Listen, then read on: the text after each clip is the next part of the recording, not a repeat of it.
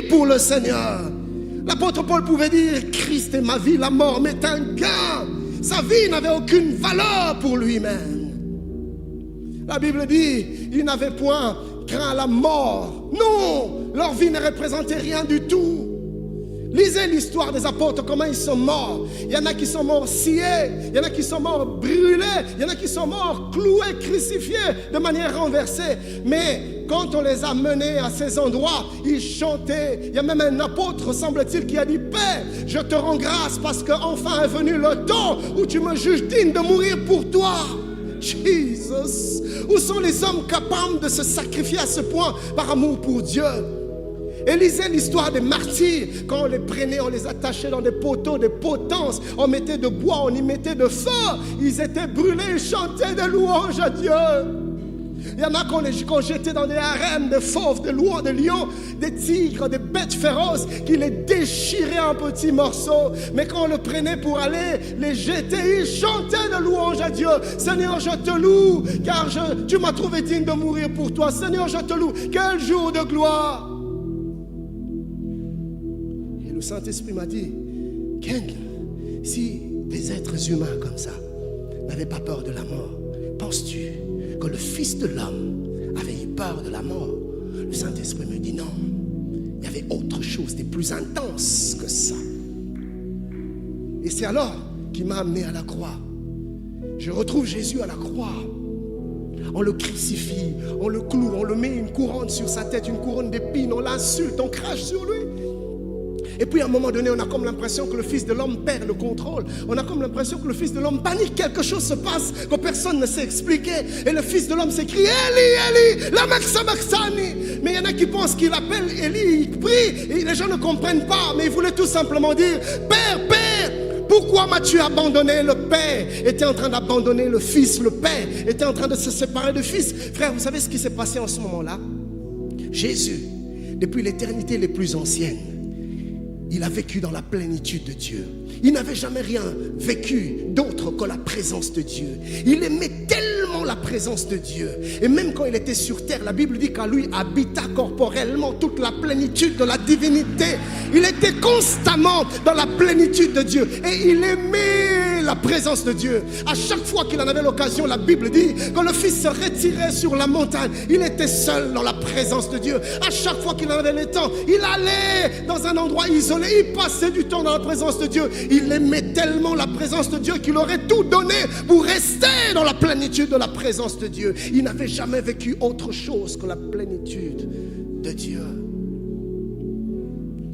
Et ce jour-là, à la croix, la prophétie devait s'accomplir. Car la parole dit qu'il s'est fait péché pour nous. Christ n'est pas devenu pécheur, il est devenu péché.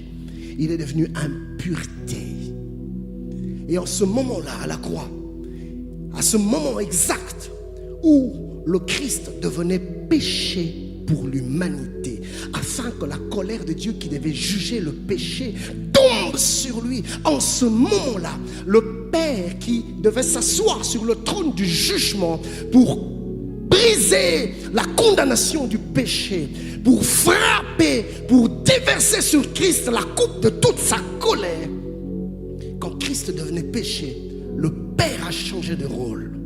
Le Père étant un Dieu saint, un Dieu pur, un Dieu sans tache, un Dieu juste, ne pouvait pas rester là où il y a le péché.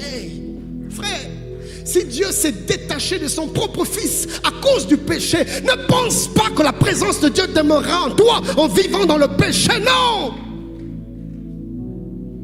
Le Fils devient péché. Le Père commence à se détacher. Le Père commence à se déconnecter. Il ne pouvait pas rester, malgré tout son amour pour le Fils, mais il ne pouvait pas rester. Et pour la première fois dans l'histoire de l'humanité, depuis l'éternité la plus ancienne, pour la première fois, le Fils se retrouve sans Dieu. Il n'avait jamais vécu. Quand Dieu voulait punir Israël, il leur dit, je vais me retirer et vous verrez ce que c'est que vivre sans Dieu. En ce moment-là, Christ était en train de vivre ce que c'était que vivre sans Dieu. Il s'est retrouvé seul à la merci de l'enfer, à la merci des ténèbres. Il s'est retrouvé seul. Et le Père se loie. Et Christ ne pouvait pas supporter ça. Seigneur, je ne peux pas vivre sans toi. Même pas un seul instant sans toi. Même pas une seule seconde sans toi. Et quand il pensait à ça, Gethsemane, c'était insupportable. Au point qu'il s'est mis à angoisser. Il s'est mis à agoniser. Père, comment pourrais-je vivre sans toi? Père, même si c'est pour quelques fractions de secondes. Seigneur, c'est inadmissible. C'est inacceptable. C'est insupportable. Père, que cette coupe s'éloigne de moi. Mais si le Fils en est arrivé à accepter l'inacceptable, à supporter l'insupportable et à admettre l'inadmissible, c'est à cause du prix que tu représentes pour lui. C'est à cause du prix de ton âme. C'est à cause de l'amour qu'il a pour toi. Voilà pourquoi ce soir, il m'a dit de te dire, tu es tellement précieux à mes yeux que je donnerai tout pour toi. Ta valeur n'a pas de prix pour moi. Tu es précieux pour moi. Je veux te garder avec moi. Rapproche-toi de moi.